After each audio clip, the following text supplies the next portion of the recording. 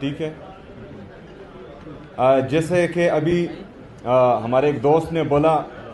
کہ ہم نے خیبر پختونخوا میں تمام سیاسی جماعتوں کا، مذہبی جماعتوں کا، ہر مکتبہ فکر سے لوگوں کا ایک امن جرگہ کیا خیبر پختونخوا اسمبلی میں، اور انہوں نے وضاحت بھی کی کہ امن جو ہے وہ،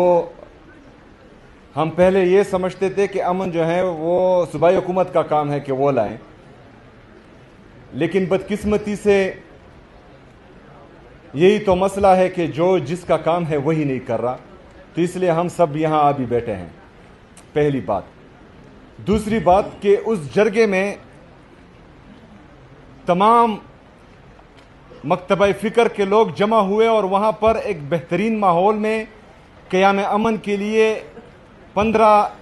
نکاتی ایجنڈا پیش کیا گیا، جس پر تمام جماعتیں، چاہے سیاسی ہو، مذہبی ہو، اور ہر مکتبہ فکر کے لوگ اس پر متفق ہوئے. لیکن بدقسمتی سے جن لوگوں کو امن گھاٹے کا سودا ہوتا ہے اور جن کا جنگ میں ہی خیر ہوتا ہے، انہوں نے یہ سارا پروسیس سبوتاج کرنے کے لیے جرگے میں ہمارے آئے ہوئے مہمان جن کا تعلق پی ٹی ایم سے تھا، ان کو اسمبلی سے باہر اٹھا لیا. تو میری جب ان سے اس حوالے سے بات ہوئی، میں نے ان کو کہا کہ ایک تو آپ لوگوں کا مسئلہ یہ ہے کہ آپ لوگ زمینی حقائق سے اس طرح باخبر نہیں رہتے جتنا سیاسی لوگ رہتے ہیں. آپ لوگ عوام میں اتنا نہیں رہتے جتنا سیاسی لوگ رہتے ہیں.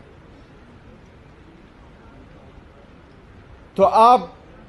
یہ چیزیں نہیں سمجھتے اتنی جتنی ہم سمجھتے ہیں. اور اس کے ساتھ ساتھ جب آپ سمجھتے نہیں ہیں اور اگر کسی کے کہنے پر آپ لوگوں کو اٹھاتے ہیں، تو جو آپ کے ایڈوائزرز ہیں وہ بھی انتہائی بے وقوف اور نالائق ہیں. کیونکہ یہ جو قدم آپ لوگوں نے اٹھایا ہے، اس سے آپ کی ساکھ اٹھے گی نہیں، اس سے لوگوں کے دلوں میں آپ کی نفرت کم نہیں ہوگی لیکن مزید بڑھے گی. اور اس کا نتیجہ ہم نے دیکھا کہ پشاور یونیورسٹی کیمپس میں 78 سال میں پہلی دفعہ جو ہے ہمارے ادارے کے خلاف نعرے بازی ہوئی، اور یہ ان کی یہ ایک بیوقوفانہ حرکت کی وجہ سے جو انہوں نے جرگے کے بعد کی. یہ صرف پہلا موقع نہیں ہے کہ جہاں پر ہم اچھے کام کی طرف جاتے ہیں اور وہ غلط مشوروں کی وجہ سے وہ الٹا ہو جاتا ہے. اس سے پہلے جو ابھی خیبر پختونخوا میں دہشت گردی لائی گئی ہے، اس پر بھی ہمارے اعتراضات تھے، اور ہم